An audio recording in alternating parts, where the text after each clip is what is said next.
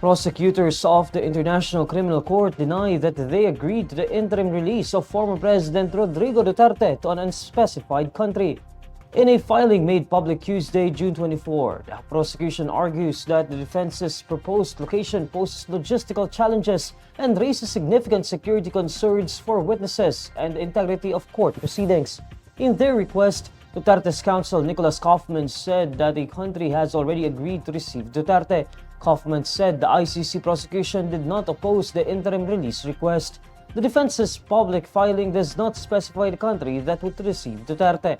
However, its recent opposition, the prosecution says no agreement was reached with the defense regarding the interim release to the undisclosed country. The prosecution says the agreement to the conditions was under the impression that Duterte would be received by a country different from what the defense seems to suggest. The prosecution describes as inappropriate the host country that the defense said agreed to receive Duterte. The prosecution states that the country proposed by the Duterte camp does not share the same extensive history of cooperation with the ICC as the previously discussed alternative.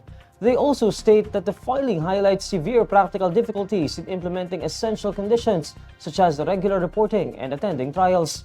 The prosecution argues that the immense distance to the venue of the trial would render it impossible to manage Duterte's mandated appearances. Beyond logistics, the prosecution also raised concerns about the unnamed country's capacity to uphold certain security-related conditions for Duterte's stay. The prosecution also cites Duterte's documented history of making disparaging and insulting remarks about heads of state and world leaders.